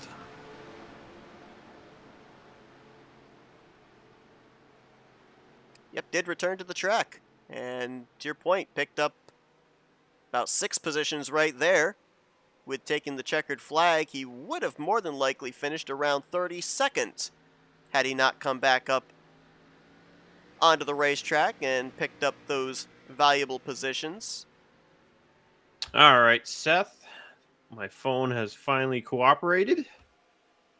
These are Brian's finishes on the season. 27th at Talladega, 18th at BSR, then 31st and 29th. And you talk about getting hot at the right time. No matter the league, getting hot at the right time can be crucial to your season. 11th 2 weeks ago here at Talladega, and of course the win last week at BSR and the win tonight. And it flipped his season on the head. And I've got a stat for you. Guess where the 6 started tonight's race? At the back. Dead last. Oh, baby. How about that? I think he started close to the rear of the field last week, if I recall correctly. Might have been next to last, I think. We'll see if I can pull that one up now. But Brian Rawson, second week in a row, second burnout, but this time at the Talladega Superspeedway. Look out, future playoff drivers, because Brian Rawson looks like he's got his sights set on making it into that Final Four and taking the championship here this season. A career year, obviously, for him. And we haven't even gotten to the postseason yet. First repeat winner of season 62.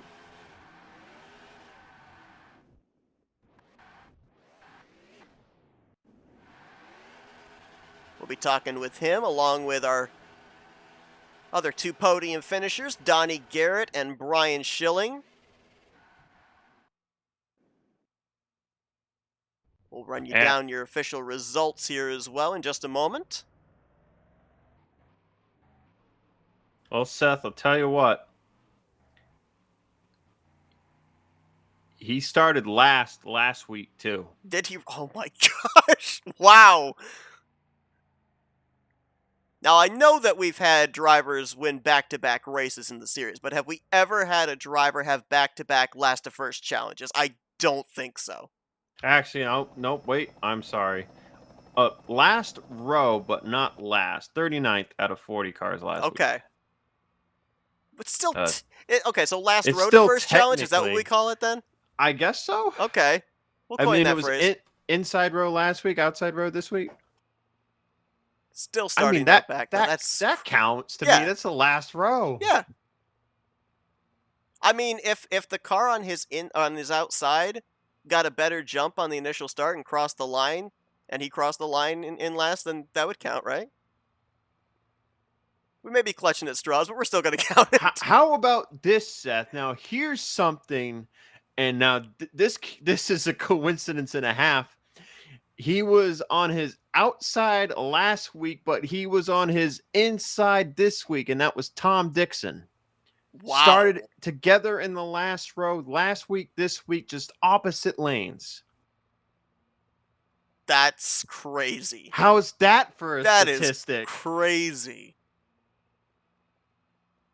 Well, you're looking at your full finish results from tonight, pretty much on back to, I would say, maybe Rodney Sullivan's there in 6th with the drivers that were ahead of the wreck. Everybody else was able to make their way through or at least get going again after being involved in that last wreck. Shelton going to bring it home in 7th. Nofsker going to bring it home in 8th. So one wreck went to his detriment. The other one went to his benefit, and he salvages a top 10. So Tim might be up inside the top 12 in points after tonight. Chuck McClure in 9th. How about Jeff Crivello? Another top 10 run for him this season in 10th.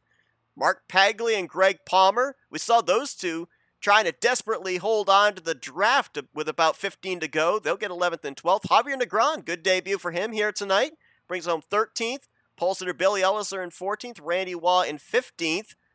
Bob Seminara got himself above the cut line heading into tonight. 16th place. We'll see where this positions him heading into next week. Cy Jones, points leader Grant Wesley, officially 18th. Mangialardi and Carroll, the rest of the top 20. Jeremy Jeffries will lose some ground on the regular season championship with a 21st place finish. Bob Dixon, Bernie Mobbs, Graham McDonald, the last drivers to finish this race.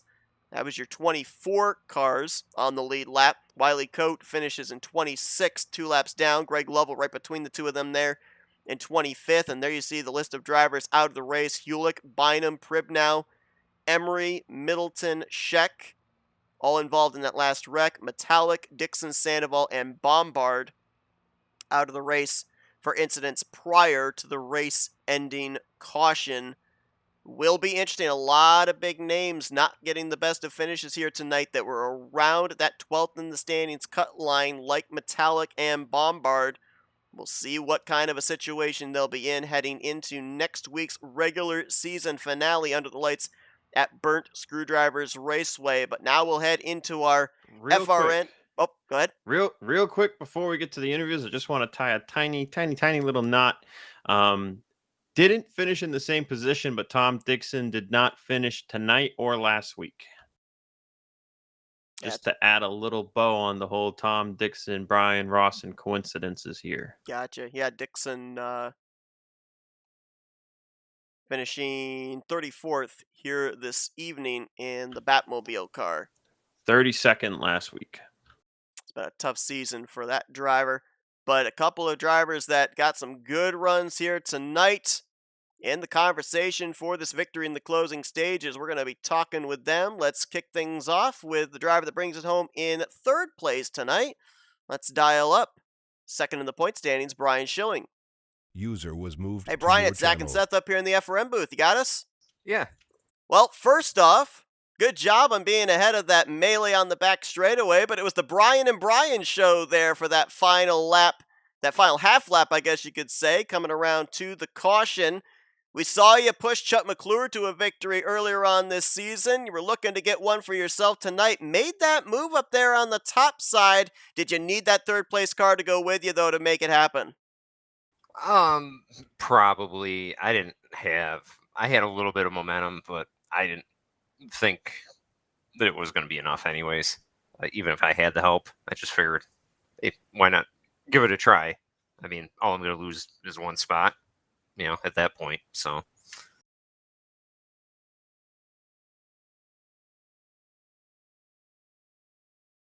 Well, you had a great run here tonight with this 3rd place finish. The driver you're trying to run down for the regular season championship, Grant Wesley, caught up in that incident. By my math, it looks like you gained about 14 points on him. 20-point separation between yourself and him for those extra playoff bonus points if you win the regular season championship. So what are we looking at for next week? Are we focusing on that, or are we trying to end out the regular season with this 4 in victory lane, get that kind of momentum heading into the postseason? Yeah, I mean, it's kind of a long shot for me to catch, for how consistent Grant's been. Another win would be great. Those bonus points are good. If I can't get the regular season, definitely another win would be beneficial. See if Zach's got any questions for you here. I'm trying to rack my brain, but I'm coming up with blanks. Not a problem. Well, Brian, congratulations on the job well done here tonight. Another solid outing for this Kodak machine. Good momentum heading into this regular season finale. I'm pretty certain, we don't have the points calculated yet, but I'm pretty certain that this locks you into the playoffs regardless via points. I think you're going to have the points buffer you need between yourself and 12th in the standings. So make your job a little bit easier for next week as well in preparation for the playoffs. Before we let you go, though, floor is yours for thank you, sponsors, and shoutouts. Just want to give a big thanks to Rodney Solon's Paints, the Dixons, Bob and Tom, Ultimate Garage Floors, Tim Nosker, and 260 Motorsports for all contributing to being able to put these broadcasts on. Also, as usual, thank you guys for the awesome broadcasts. It's always fun to come back and watch. Also, thank you to Josh, Tim, Wiley, Jason, David Cannon, Sean Prime, all their hard work. On Thursdays, and all during the week, the other admins, Jeremy, Rodney, Dante, I'm missing a few guys too. I apologize. So, but, just thank you everybody for showing up. So it's always fun. I've pretty much termed myself as the Michael McDowell of RTG. I can usually be competitive on road courses and super speedways. So, yeah, I'm just going to run with that. Well, he was competitive at a road course last night, went coast to coast at Road America in the Lightning Truck Series, and he brings home with a podium finish here tonight. Brian Schilling, we can add him to the list of drivers locked into the playoffs here in Season 62. Congratulations on the great run there, Brian. Best of luck next week in preparation for the playoffs in 2 weeks' time. Yes, thank you, and congratulations again to Brian Rawson. Awesome to see him win again. Absolutely. That's Brian Schilling. Another podium finish here this season for driver number 4. Puts him very much so in the conversation for that regular season championship next week. A driver who also needed a good run and gets it here tonight to put himself potentially above the cut line of 12th in the standings. We're going to talk to next. Let's see if we can dial up the Nature Boy, Donnie Garrett. User was moved. Hey, Donnie, Zach and Seth up here in the FRM booth. You got us? I got you guys. Man, you had a good truck, or I should say, good car here tonight. Up inside of the top 10 all night, in the top 5 in the closing stages. This car was really fast. You were able to get it up there towards the front.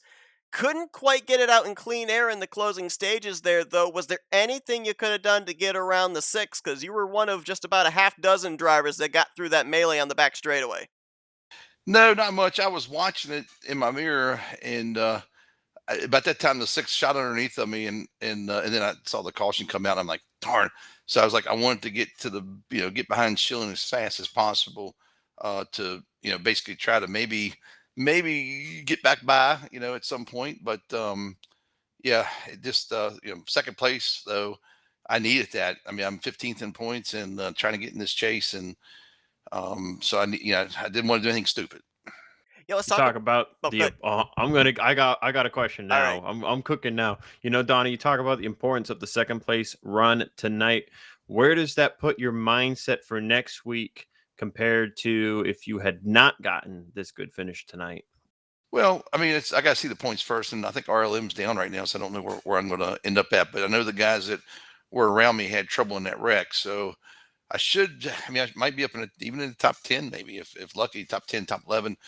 So next week it's just dodge them, just try to dodge them, stay out of trouble, stay on the bottom. And, I'll race a different race next week than what I would if I'm out behind it, then I've got to get aggressive, next week. But, like I say, we'll see what happens. Yeah, and you've been on a bit of a momentum streak as of late. Had a great run last week. The last time we were at Burnt Screwdrivers Raceway, jumped up 4 spots in the standings to that 15th position that you talked about here coming into tonight.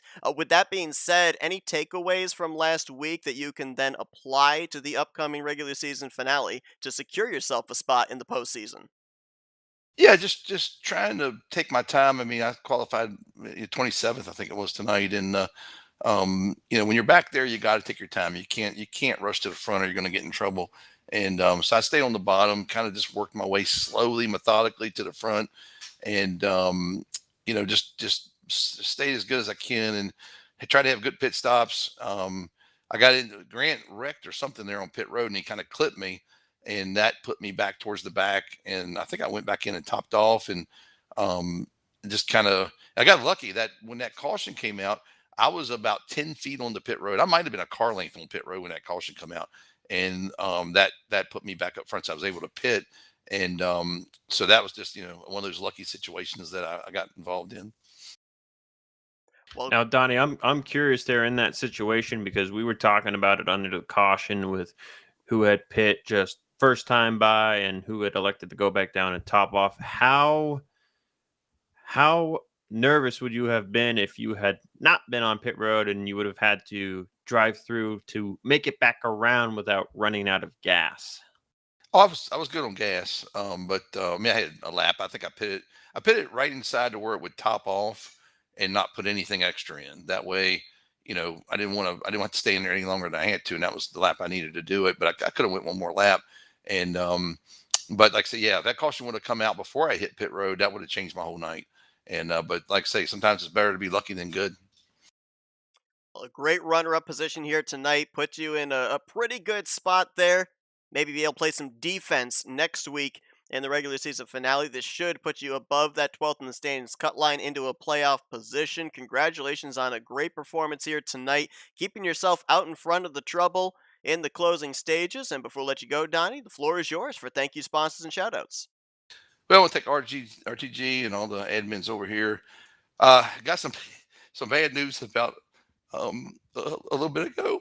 About our friends Court and Lisa's dog passed away tonight, and it's tough. But I just want to give a shout out. I really wanted to win that thing for her, but just thinking of them right now. Well, Donnie, obviously, our thoughts and prayers with them as well. We appreciate you taking the time to talk with us, and best of luck next week in that regular season finale. All right, 10-4, guys. I appreciate it.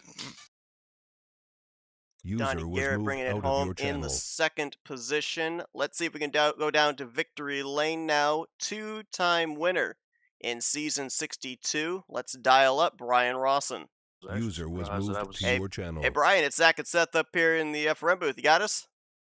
Yes, sir. Sorry we got you in mid-conversation there, but man, I want to bring out like a super filled out question, but last row to first in back-to-back weeks. How in the world did you manage to pull this off 2 weeks in a row? Because I've seen a lot of things here in the Tally Challenge. This has to be a first.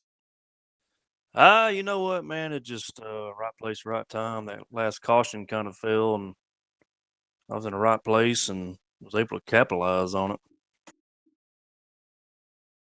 You know, Brian, we talked about a lot tonight, being in the right place at the right time, and you just mentioned that.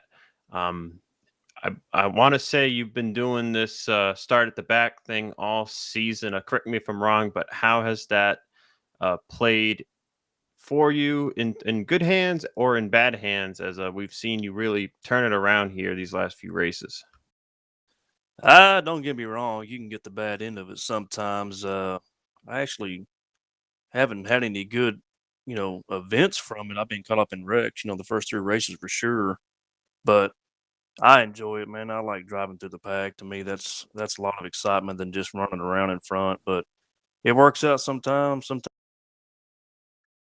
I mean, this is a heck of a time to start getting hot as well. We're right on the eve of the playoffs beginning. You'd already locked yourself into the playoffs with your victory last week. You double up on it here tonight.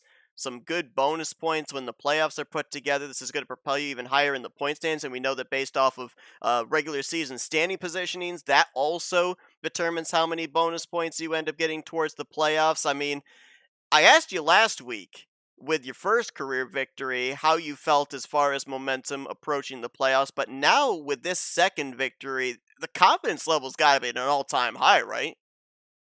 Oh yeah, man. It definitely helps, and I appreciate everybody, RTG, Seth, you, and FRN, everybody. It makes it more exciting for sure. Well, Brian, an unbelievable job for you. Second week in a row, you put this number 6 in victory lane. You're already locked into the playoffs. This, I think, we could probably put a padlock with a 7-digit code on it. You are definitely going to be going playoff racing, my friend. You still got one more race to maybe go for 3 in a row when we head back to Burnt Screwdrivers Raceway next week. So we wish you the best of luck on that. Go and enjoy this race here tonight. But before we let you go, floor is yours for Victory Lane. Thank you, sponsors and shoutouts. I just want to thank everybody that helps me with all this stuff. Like I say, you, Seth, FRN, RTG, and everybody, all the racers, man. Have a great time. And Ronnie for all the paint, Tim for all the help. Appreciate it, guys. Brian Rawson, he is your first multi-time winner in season 62 here in the Tally Challenge as he takes the victory here tonight at Talladega Superspeedway. Back-to-back victories here in the last 2 weeks. And he has got some good momentum heading towards the postseason. Congratulations once again, Brian, on a job well done. Best of luck next week heading back to Burnt Screwdrivers Raceway. Appreciate it, brother. God bless, and y'all take care, man. Ryan Rawson, your winner here User was moved tonight. out of your channel. We had 6 different winners in the first 6 races coming into this evening, and Rawson becomes the first driver to double down and head back to victory lane.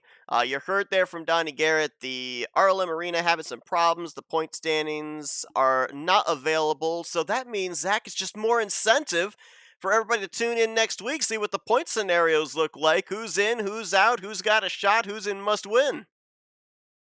Yes, indeed, and also to tune in next week to see if Tom Dixon starts on the final row with Brian Rawson again. Is that Because right? if it happens, It can't possibly happen 3 time, times in a row, right? if it happens 3 times in a row and he wins again, I mean that's a trend right there. Absolutely. I mean, it's already a trend with back-to-back races. That just makes it more so if it happens next week. But how about the fact of this season? We've got some drivers that, and of course, we don't know where the Chris Emery situation is going to be with his DNF here in the closing stages. But you've got some drivers that have had some underdog stories here this season. John Godfrey ending his winless streak, Chris Emery going to victory lane for the first time in his career, and now most recently Brian Rawson with back-to-back victories. I don't want to say that we're having a changing of the guard because we've still got a number of your former champions that are going to be in the playoffs. We know that more than likely Grant Wesley is going to point his way in. Jessica Shelton, who's been in the Final Four numerous times, is more than likely going to point her way in. Jeremy Jeffries, Brian Schilling. These are drivers that we know are more than likely going to lock themselves in either through victories or through the point standings. But these, I don't want to call them X Factor drivers, but drivers that are going to be making their appearance in the postseason for the very first time. How wary should the savvy veterans and the former champions be? I'm not sure because I feel like, as Brian said, to the point of what his strategy has been in these races where he gets out of the server so he can start as far back as possible. It's all about, it's a lot of luck at the end of the day and just where you end up in certain situations. So if the drivers that are rookies here in the playoffs can continue to do what they've done to be in the playoffs, then yeah, maybe be a little wary. But I feel like those veterans also know that they've been doing it a long time. They've been making the playoffs for a couple seasons. They know how to get there. They know how to perform in the playoffs. So they should also have the confidence in themselves to get the job done. I want to real quickly go back to a question I asked you when we first came on the air. If you felt a sense of urgency when you were in the field last week at Burnt Screwdrivers Raceway, if you saw here tonight maybe a little bit of a ramp up the sense of urgency, what do we see next week? Do we see drivers maybe run a little bit more cleaner to keep their cars in one piece to have a shot at advancing into the playoffs, or do we see the sense of urgency ramp up so much that a lot of desperation moves take place, and like Donnie Garrett is kind of thinking it might be kind of a race of survival and get through the mayhem? Yeah, I think, we talked about taking a risk and staying out or just, pitting first time by and then not topping off to keep as much track position as possible. I think you'll see a lot more of that for the drivers that need to do so. And much of the same for someone like Grant Wesley to just keep going down and making sure they got the most fuel in the car as possible. I think racing wise, you probably don't see too much aggression, considering Burnt Screwdrivers Raceway more of a 2-lane track, and then where you go to the top and then the middle kind of becomes obsolete, can make it hard to move forward. You'll probably see a lot of guys try to just stay on the bottom and maintain. But I think like with tonight, once you are good on fuel, all bets are off and the mayhem goes through the roof. And if we get ourselves some late race yellows for sure, you can definitely bet we're going to have some white knuckle racing in the closing stages with last minute playoff spots hanging in the balance. Well, a wild precursor, if you will, to the regular season finale here tonight. The storylines just continue to build upon themselves here as we draw closer to the postseason, as Brian Rawson is a back-to-back winner for his first and now second career wins in the Rolling Thunder Gaming Talladega Challenge Series. Congratulations to him. Number of drivers may have already pointed their way into the playoffs. Drivers we already know have won their way into the playoffs. We'll have to see just how many drivers we have total that will be taking part in the season's playoffs. I think we had 14 drivers last season. I think it was about 15 or 16 drivers back in season 60. So be sure to tune in next Thursday night, 9 p.m. Eastern Standard Time. We're back under the lights at Burnt Screwdrivers Raceway for the regular season finale, and we will put the playoff grid together. And hey, be sure to join us right at the start of the race because we're going to be bringing you the playoff scenarios as well after the points are calculated during the course of this week. Zach, a wild one here tonight at Talladega. I appreciate you jumping out of the car and joining me up in the booth here again tonight. Of course, Seth, happy to be here, and it was total fun. Absolutely. Well, thanks to everybody for tuning into our coverage here tonight, and we will see you guys next Thursday evening as we continue to finish out the regular season here for Season 62 of the Rolling Thunder Gaming Talladega Challenge Series. For Zach Rogers, I'm Seth Cole. Enjoy the rest of your Thursday night. We'll see you next week as you've been watching another broadcast courtesy of FRN, the Flatout Racing Network. This broadcast is the copyrighted work of Flatout Racing Network and may not be rebroadcast, retranslated, or used in any form without the express written consent of Flatout Racing Network and iRacing.com Motorsports Simulations. Flatout Racing Network would like to thank you for your support, and we hope you enjoyed tonight's broadcast.